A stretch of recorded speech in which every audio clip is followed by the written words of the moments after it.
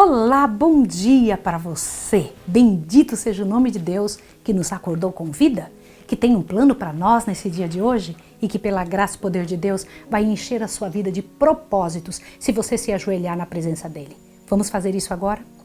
Senhor Deus dos exércitos, abençoa-nos, ó Pai. Nos ensine os caminhos que devemos andar, nos mostre qual é a tua vontade e ajuda-nos a fazer parte da parte boa deste mundo. Em nome de Jesus. Amém. O seu programa Tocha está começando.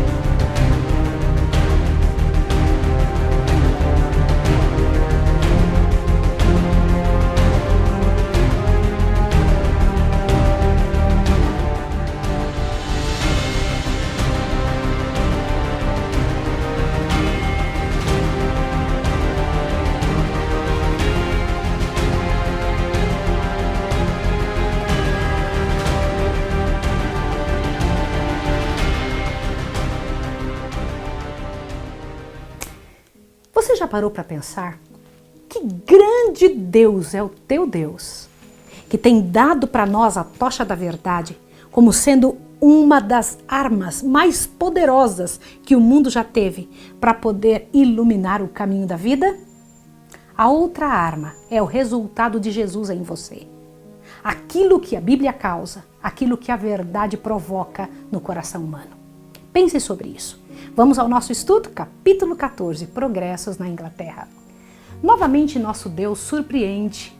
Ele surpreendentemente abria mais uma porta para a verdade do céu, para que a verdade entrasse em mais um país.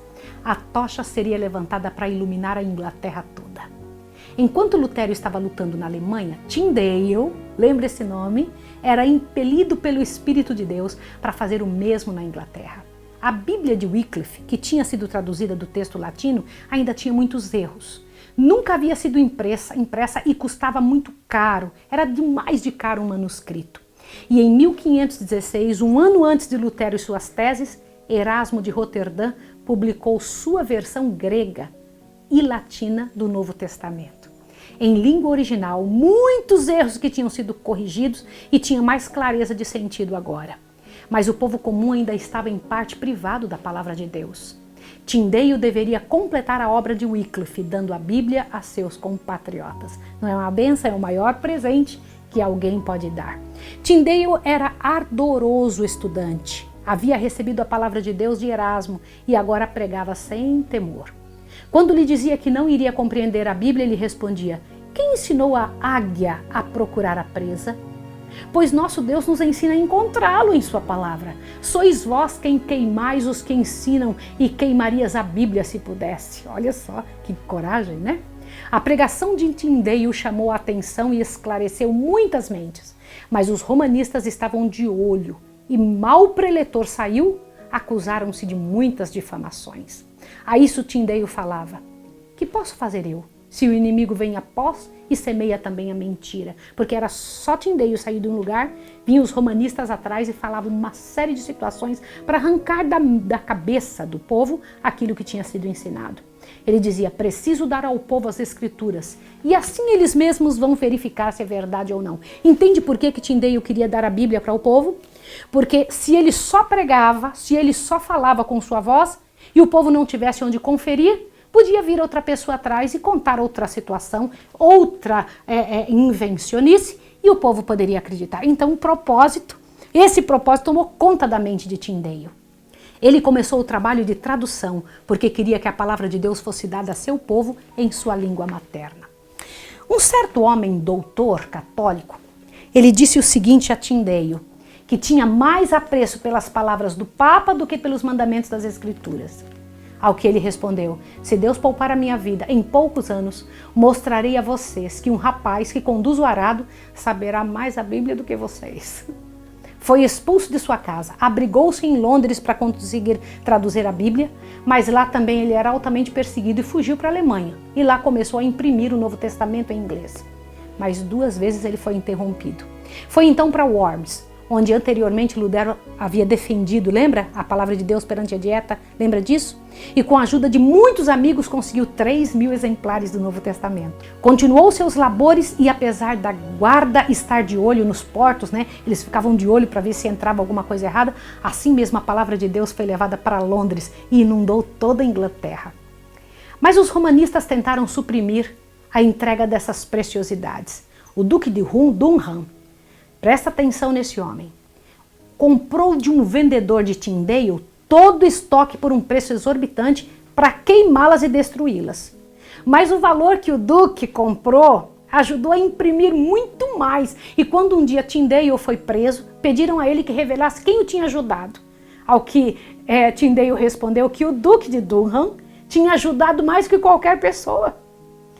Mas Tyndale foi traído e preso e deu a vida como mártir. Mas as armas preparadas que ele deixou ajudou muitos para que outros se empenhassem na batalha. Foi exatamente nessa rua, onde agora nós encontramos esse asfalto. Você pode perceber nesse espaço aberto, no asfalto, nesse chão. Aqui nós encontramos paralelepípedos especiais e foi gravado tipo de uma cruz, a imagem de uma cruz. Eu vou me colocar exatamente em cima do local onde nossos irmãos foram queimados. Hoje faz muito frio aqui em Oxford. No entanto, nossos irmãos foram queimados neste local.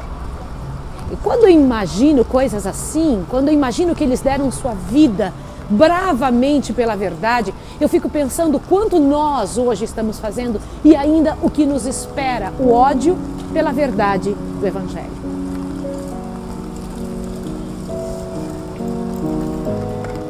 Chegou a vez de aparecer um novo herói na nossa história. E o herói é Latimer. O autor da própria Bíblia, ele dizia, é o próprio Deus. Ele disse isso perante o rei Eduardo VI, onde assegurou que todos os reis devem obediência à palavra de Deus sem pestanejar. Outros valentes se levantaram para ajudar. Barnes e Fritz e os Ridleys e Cranmer eram homens respeitados pelo povo e sabiam que o clero fazia e dava claro testemunho negativo da Santa Fé em suas devassidões. Vejam as palavras de um sermão pregado por Latimer. Eu vou ler para vocês, para que vocês vejam e tenham a ideia de como era este homem que fez parte do nosso trabalho, do trabalho de Deus, para preparar o caminho para você e para mim. Olha só. Farei agora uma estranha pergunta, disse Latimer. Quem é o mais diligente bispo em toda a Inglaterra? Vejo-vos a ouvir e escutar que eu nomei. Eu vou-lhe direi, o maior bispo da Inglaterra é o diabo. Já pensou isso? O diabo nunca abandona sua diocese. Procurai-o quando quiserdes, sempre está em casa. Está sempre junto ao seu arado. Nunca o achareis ocioso, garanto-vos. Onde reside o diabo, fora com os livros, e venham as velas. Fora as Bíblias e venham os rosários. Fora a luz do Evangelho e venha a luz das velas para os santos. Sim, ao meio-dia. Abaixai a cruz de Cristo. Viva o purgatório, limpa bolsas. Gente, olha que coragem. Fora com os vestidos nus, os pobres, os inválidos, e viva o cobrir de imagens e festivos ornamentos, o pau e a pedra. Venham as tradições dos homens e suas leis, abaixo as tradições de Deus e sua santíssima palavra. Quem dera fossem nossos prelados tão diligentes em semear a boa doutrina, como Satanás é em semear o joio ou cisania. Gente, que coragem é essa? Ele disse que o maior bispo que existia era o próprio Satanás. O grande princípio sustentado por esses heróis era o mesmo que movia os valdenses, Wycliffe, Hus, Lutero, Zwingli, ou seja, era a declaração da palavra de Deus que os movia, que os unia. Negavam a superstição avassaladora e levantavam a tocha da verdade. E pelo que tinham lido nela, tinham coragem de ir às chamas, consolando aqueles que eram apanhados e mortos. Na Escócia, a verdade de Deus se espalhou através de um outro herói chamado Columba. E mesmo depois de sua morte ainda falou alto, embora muitos outros países se submetessem a Roma. A Escócia manteve a liberdade, pois fazia da Bíblia a sua regra de conduta. Houve um espaço na Escócia, no século XII, que o papado fez ali o seu reinado por algum tempo. Isso é importante você saber. Dentro da Escócia, que era toda cristã, houve um espaço que o papado tinha feito ali seu espaço. E nesse local se verificou um aumento das trevas e da ignorância. Mas quando a Bíblia entrou, voltou à luz, como outrora, como a aurora matutina. Olha que coisa linda. Com a reforma vieram os escritos de Lutero e o Novo Testamento de Tyndale, e assim os fachos da verdade foram tirando das trevas boa parte da Escócia. Eu acho lindo isso. Deu-se novamente a abertura da fogueira. Vindo o aumento da expansão da palavra de Deus, o clero mandou matar na fogueira alguns filhos de nobres luteranos. E o que fizeram se provou que havia somente levantado um púlpito de chamas. Eu gosto muito dessa linguagem que a senhora White usa nesse livro, Grande Conflito, um púlpito de chamas. Que do púlpito se pregava muito melhor, do púlpito de chamas na hora que se estava sendo queimado do que em qualquer outro lugar. E esse púlpito de chamas ecoou por todo o país, fazendo o povo querer libertar-se das algemas de Roma. Hamilton e Wishart renderam a vida na fogueira junto com outros humildes, outros irmãos da mesma época. Mas do testemunho de chamas de Wishart nasceu alguém que faria uma grande e profunda chaga no romanismo. Estamos falando de João Knox. João Knox recebeu de Wishart os ensinos das Escrituras e por isso abandonou a doutrina católica. E mesmo a insistência de seus amigos para que pregasse, passou por doloroso conflito e medo. Mas quando começou a pregar, o fez com bravura e grande autoridade, o que fez com que o carrasco pendesse sobre a sua cabeça a navalha, mas isso não o deteve. Veja, ele quase morreu. Quando foi posto frente a frente com a rainha, a quem todo protestante temia, não vacilou e abriu claramente a voz em dar testemunho da verdade. Ela o acusou de heresia, ao que ouviu em resposta que a verdadeira religião não recebe dos príncipes, nem o poder e nem a autoridade, mas sim do eterno Deus. Olha o que ele disse. Se todos os súditos de Deus fossem da religião de Faraó, que era o príncipe da época de José, o que teria acontecido? Olha só, inteligente isso, né? Maria então disse, interpretais as escrituras de uma maneira e os católicos de outro. Então a quem devemos crer? Essa era a pergunta que Knox estava esperando ela fazer. Qual foi a resposta dele? Olha só. Quando ela perguntou, se vocês interpretam de um jeito e ele de outro, então a quem que a gente deve crer? Olha a resposta dele, presta atenção. Crereis em Deus, que claramente fala em sua palavra. Respondeu o reformador, e além do que a palavra vos ensina, não creia nem no reformador e nem no católico. Vai crer na palavra de Deus. Inteligente, né? Como Deus dá sabedoria para a pessoa responder. A palavra de Deus é clara por si mesmo. E se aparecer qualquer outra dificuldade em seu lugar, o Espírito Santo, que nunca é contrário a si mesmo, em outros lugares explica a questão de maneira mais clara, de modo que não poderá ficar dúvida a não ser para os que obstinadamente se conservem na ignorância. A mulher ouviu aquilo impressionada, porque ela era defensora da fé católica. E agora, raios de luz estavam entrando no seu coração, né? Assim foi dito destemidamente aos ouvidos da realeza, mesmo com o perigo de vida. E com o tempo, a Escócia ficou livre do papado. Na Inglaterra, muitos dos dogmas do papado foram extintos e a perseguição diminuiu, mas não se deteve completamente. Foi rejeitada a supremacia do Papa, mas em seu lugar foi colocado o rei. Olha que coisa interessante. Sai o Papa, vai o rei, oprimindo também, né? O direito de liberdade de prestar culto e escolher a fé não era ainda tão bem entendido. E pouco a pouco, mesmo centenas de anos ainda levaria até que cessassem a perseguição por completo. No século XVII, foram destituídos inúmeros pastores e prometido banimento para qualquer pessoa que assistisse outro culto senão que fosse sancionado pela igreja. As pessoas, não podendo cultuar em paz, eram obrigadas a procurar os lugares escuros e sombrios, e mesmo vales e bosques, para não serem vistos a adorar ao Senhor. Mas mesmo assim, cadeias foram lotadas, famílias separadas, e muitos mudaram para países estrangeiros. Foi o caso de mudarem para a América do Norte, onde se estabeleceram os fundamentos da liberdade civil e religiosa, e por isso aquele país foi muito abençoado. Eu quero fazer uma pausa aqui para comentar com você. Veja, Muitas pessoas, guarde essa informação que ela servirá para você entender daqui a pouco. Muitas pessoas que estavam sendo perseguidas na Europa pegaram navios e foram para o outro continente, do outro lado, lá do outro lado do mundo, e formaram os Estados Unidos. Presta atenção, por volta de 1700, quase 1800, e você vai entender por que isso aconteceu. Os Estados Unidos foi abençoado por receber o povo de Deus.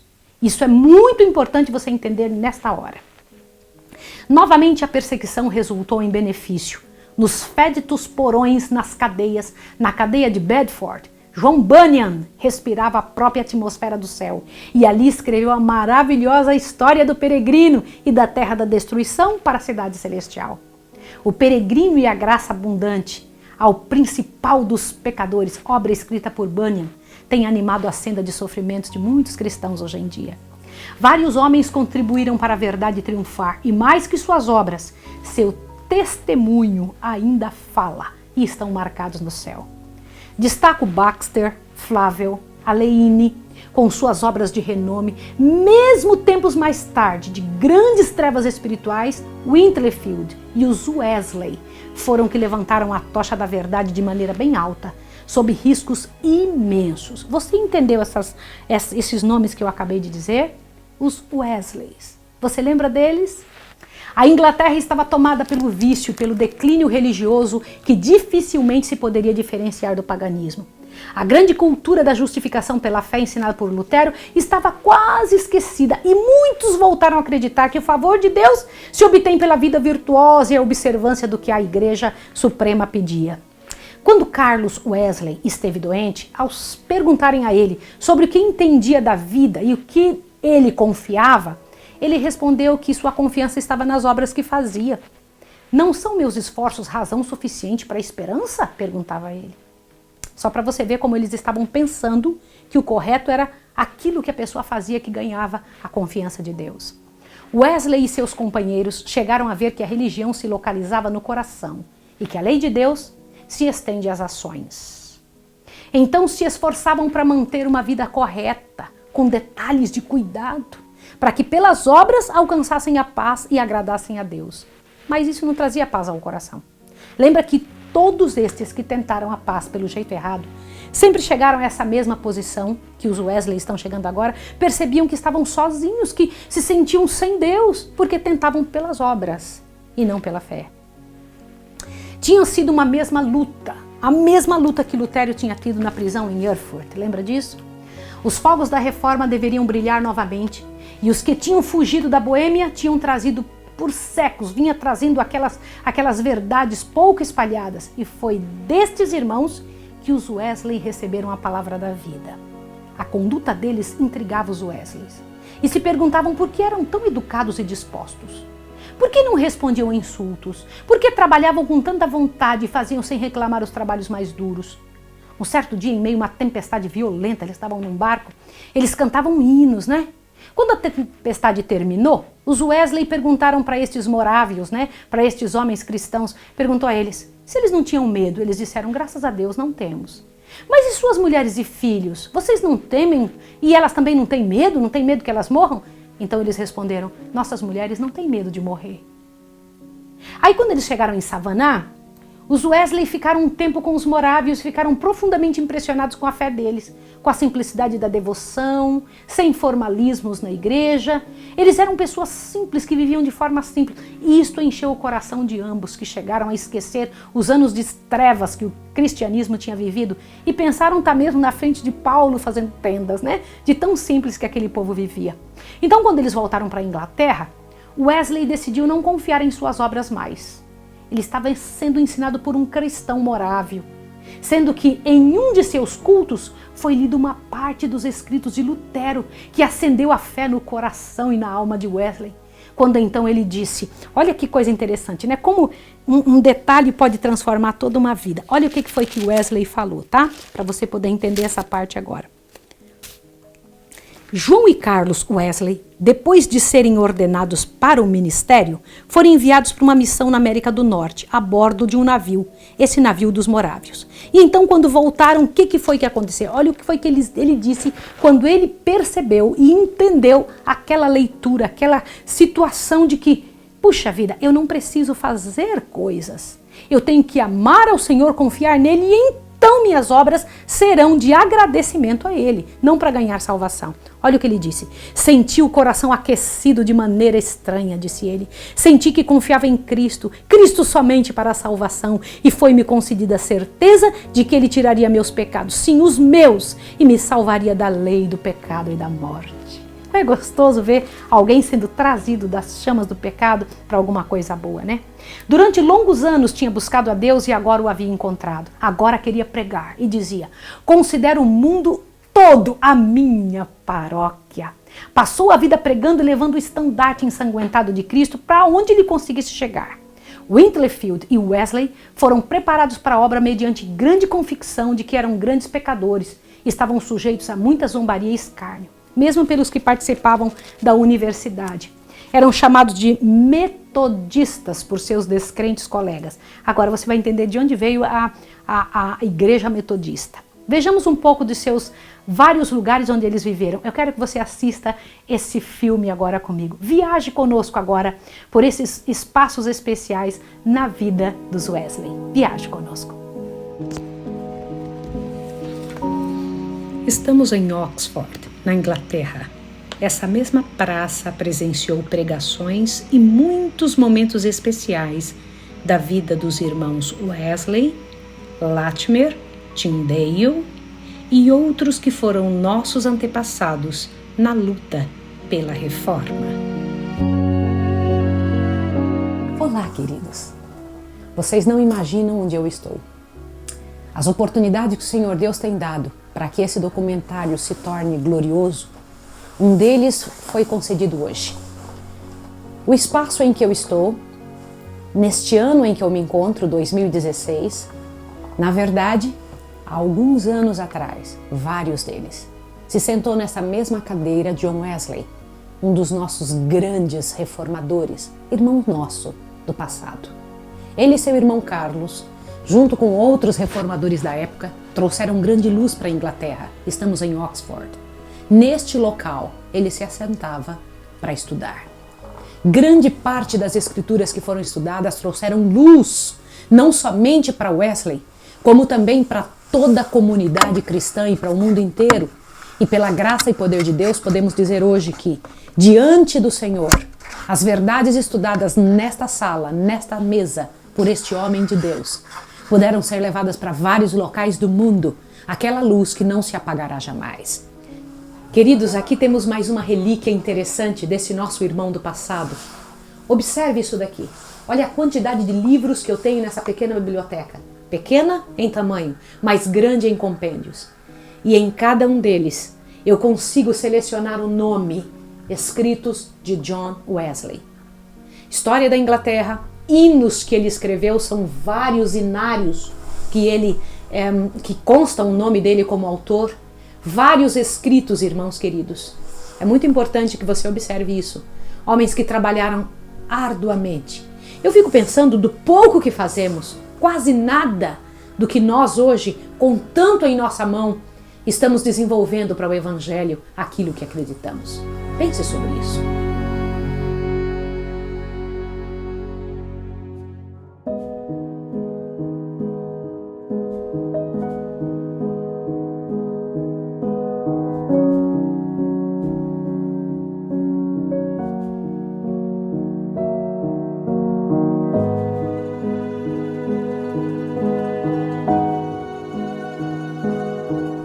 Queridos, nós estamos em frente de um dos prédios muito interessantes para a nossa história. Como você pode ver aqui atrás, você pode observar, eu tenho aqui uma placa, onde em 14 de julho de 1783, John Wesley pregou nesse local, onde iniciou a primeira igreja metodista. Foi nesse prédio que está atrás de mim, aqui no meu background. Você pode observar que coisa tremenda, o que pode ter acontecido, o início de uma grande obra onde ele pregou as verdades que havia aprendido. Este também é um local histórico, é um marco nesse mundo, onde aconteceram coisas muito grandes para a história do Evangelho da Paz.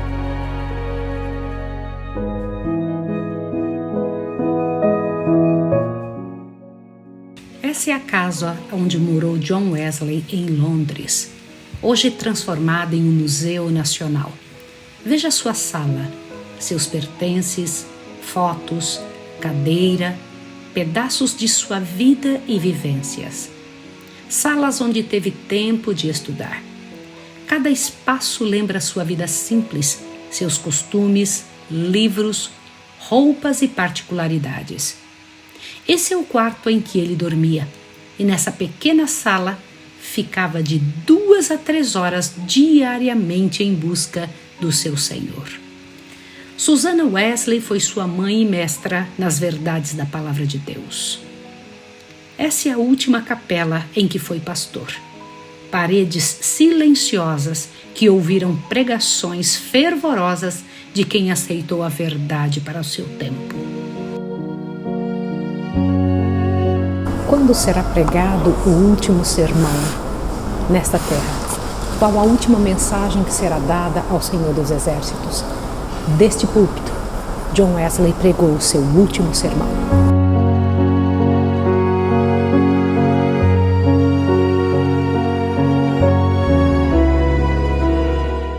E neste túmulo, rodeado de bancos quietos, descansa nosso herói que aguarda a manhã da ressurreição, a grande luz da manhã na Inglaterra.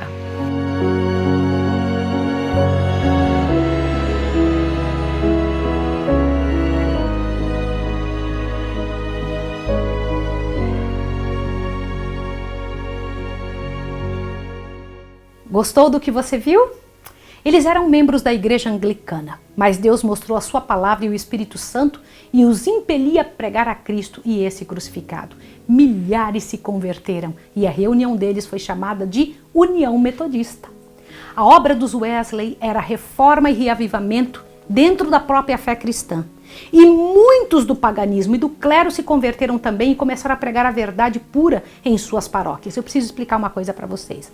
A reforma na Inglaterra tinha perdido poder e Deus levantou os Wesley para fazer um reavivamento na fé verdadeira. Entendeu isso? Nos tempos dos Wesley, a verdade foi pregada, não sem erros, mas sendo dirigida pelo Espírito de Deus. Várias vezes essas divergências da palavra de Deus causavam alguma divergência entre Winterfield e os Wesley. Mas como tinham aprendido a humildade na escola de Cristo, logo se reconciliavam e, lembrando das almas a perecer, levavam juntos, iam trabalhando, lutando outra vez juntos, né? Estes servos palmilhavam a estrada do sofrimento, sendo combatidos de diversas formas, e o clero mandou fechar suas igrejas diversas vezes. Diversas vezes o clero incitava o povo contra eles e correu perigo de morte pela turba, mas Deus mandou um anjo em forma humana que os protegia e os livrava. Você sabia disso? É verdade mesmo. Ele várias vezes viu este mesmo ser, em forma humana, o livrando. É interessante ver isso, né? De seu livramento da turma, enraivecida, um dia ele escreveu, né? Ele disse assim: tinha medo de cair e tropeçar, porque se o fizessem jamais conseguiria me levantar. O povo correndo atrás dele e ele correndo. Irmãos, eles corriam da turba. Quando ele falava as verdades que tinha que falar, o povo corria atrás deles para bater. As coronhadas dos homens passavam raspando por minha cabeça e nem sei como escapava delas. Certa vez um homem veio levantando a mão para bater-me, quando subitamente deixou cair o braço exclamando: ai, como é macio o cabelo dele. Que interessante, né? Eu vou ler para vocês mais um pedaço aqui, olha, veja bem. Por meio de quão suaves degraus nos prepara Deus para a sua vontade. Há 2 anos, um pedaço de tijolo roçou por meus ombros. Faz 1 ano que uma pedra me feriu entre os olhos. No mês passado recebi uma pancada. E nessas noites 2, mas antes que chegássemos à cidade, outra depois que saímos. Mas ambas não foram nada, pois embora um dos homens me batesse no peito com toda a força e outro na boca, com força tal que o sangue jorrou imediatamente, não senti de qualquer das pancadas dor maior do que se houvesse tocado-me com uma palha. Interessante, né? Interessante a descrição que esse homem faz de sua própria dor frente às coisas que tinha que passar para levar o evangelho avante. Muitos assaltos de iras aconteceram. Pessoas tentaram bater, machucar, arranhar, movidos pelas informações malditas que Satanás os inflamava. E assim pessoas eram torturadas com desrespeito e brutalidades. Casas eram saqueadas. E muitos sofriam por essas atitudes que nem a lei podia deter. Odiavam o metodismo. E isso era razão para afligirem o povo que tentava conduzir pessoas aos pés de Jesus. Qual era a razão dessa ira? As razões da ira que desvelavam era que achavam que o metodismo era muito estreito, era muito rígido e radical.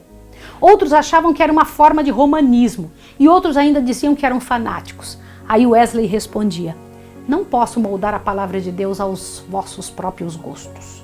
Deveis elevar-vos até ela, ou ireis perecer para sempre. Entendeu o que ele dizia? Eu não posso fazer nenhum acordo com vocês. O que é certo é certo.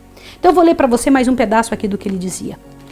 O declínio espiritual ocorrido na Inglaterra, precisamente antes do templo de Wesley, foi em grande parte resultado do antinomianismo. Presta atenção nisso, eu quero que você pegue agora. Você vai marcar num papel esta palavra, antinomianismo. Por que é importante você saber esta palavra? Eu quero que você faça uma pesquisa. Por quê? Porque de vez em quando Satanás faz surgir uma nova heresia e que leva uma série de pessoas que estão preparadas para aceitar aquilo. Presta atenção. Muitos afirmavam que Cristo abolira a lei moral e que, portanto, os cristãos não estão na obrigação de observar, que o crente está livre da servidão das boas obras. Outros, apesar de admitir a perpetuidade da lei, declaravam não ser ela necessária aos ministros, a fim de exortarem o povo à obediência de seus preceitos, desde que aqueles a quem Deus elegera para a salvação seriam pelo impulso irresistíveis da graça divina, levados à prática da piedade e virtude, ao passo que os que estavam destinados à condenação eterna não tinham força para obedecer à lei divina. Você entendeu isso? Eles acreditavam, isso foi outra maluquice que apareceu, que Deus tinha predestinado alguns para a salvação e outros para a perdição eterna. Entende a seriedade disso? Satanás sempre arruma um jeito de nos confundir, de tirar o nosso foco. De outra forma, algumas pessoas não acreditavam que alguém que fosse tocado pela graça divina nunca mais poderia cair e que vários pecados cometidos pelos eleitos não podia fazer desagradáveis a Deus ou sentirem estar sendo proibidos pela lei.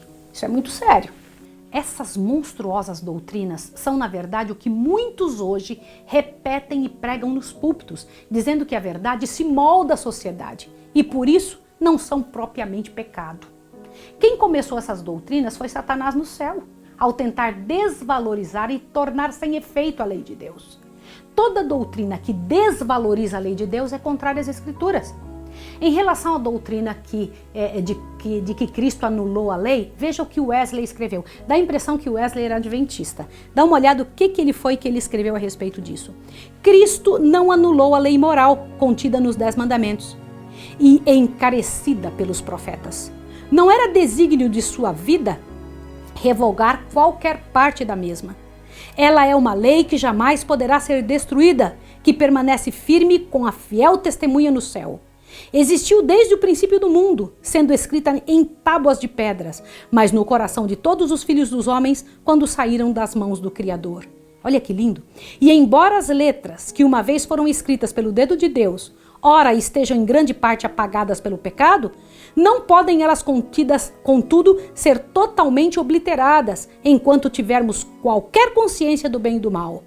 Todos os requisitos dessa lei devem continuar vigorando por toda a humanidade e em todos os tempos, não dependendo isso do tempo ou do lugar, nem em qualquer outra circunstância sujeita a mudança, mas da natureza de Deus e da natureza do homem e da imutável relação existente entre um e outro. Não vim para destruir, vim para cumprir.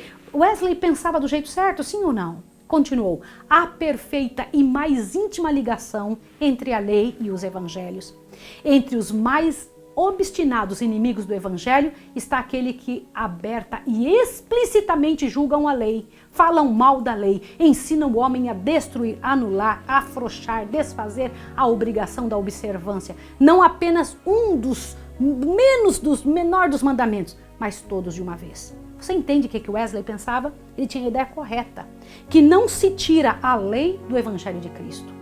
A mais surpreendente de todas as mentiras e enganos é que os que assim dizem pensam que estão honrando a Cristo, anulando a própria lei, e que estão a engrandecer-lhe o caráter, quando na verdade estão destruindo a doutrina de Cristo. Os que dizem que a lei foi abolida, eles estão destruindo a doutrina de Cristo. Seria apropriado dizer a eles: com um beijo traz o Filho de Deus? Falar de seu sangue e arrancar-lhe a coroa, considerando nula qualquer parte de sua lei, sob o pretexto de fazer avançar qualquer parte do Evangelho, isso é um absurdo. Não existe cristianismo que põe de parte as atitudes corretas. O que Wesley queria dizer é que a graça de Cristo não é desculpa para permanecer no erro, que a lei serve para vermos onde estamos errados e onde desagradamos a Deus. E antes que o homem esteja convicto do pecado, nunca sentirá necessidade de Deus para limpá-lo ou livrá-lo. Não necessitam de médicos os sãos, e sim os doentes. E só percebe que está doente aquele que entendeu o que está matando ele. É igualmente absurdo oferecer a Cristo a quem não entende que precisa dele. Será necessário primeiro quebrar a pessoa para poder mostrar que ela precisa de conserto. Assim, enquanto pregava o Evangelho, Wesley exaltava a lei de Cristo. No final de sua vida, mais de 80 anos de serviço a Deus, mais de 50 anos tinha passado no ministério itinerante, e seus adeptos mais de 500 mil. Não é fantástico isso? Eu vou ler mais esse pedacinho para que você veja a beleza dessa última parte do nosso estudo de hoje. Mas a multidão que mediante seus labores foi erguida da ruína e degradação do pecado para a vida mais elevada e pura, e o número dos que pelo seu ensino alcançaram experiência mais profunda e mais rica, nunca se conhecerá até que a família toda dos resgatados esteja reunida no céu. Não foi só 500 mil que veio para a igreja de Deus através de Wesley. Muitos nós conheceremos só no céu. A vida de Wesley apresenta a todo cristão uma lição de inapreciável valor, que a fé, a humildade, incansável zelo, o espírito abnegado e a devoção desse servo de Cristo se reflitam nas igrejas de hoje, se reflitam na sua vida e na minha vida. Eu não posso terminar sem dizer para você que foi um privilégio muito grande para mim e meu marido termos estado naquele local onde muitas vezes aquele servo de Deus trabalhou e fez o trabalho de Deus funcionar. Daqui uns dias nós encontraremos com essas pessoas quando Cristo vier nos tirar deste mundo e vai nos levar para contarmos nossas histórias, as histórias de vitória que o Espírito de Deus nos ajudou a fazer. Vejo você no próximo capítulo, mas não sem antes orar com você. Querido Deus e amado Pai, bendito seja o teu nome, porque outros sofreram para que nós tivéssemos na mão a palavra da verdade. Não nos permita, Senhor, ficarmos longe disso. Dá-nos alegria do reconhecimento do céu, mas também, Senhor Deus, da nossa parte e nossa obrigação. Em nome do Senhor Jesus. Amém. Deus abençoe você e até o nosso próximo episódio.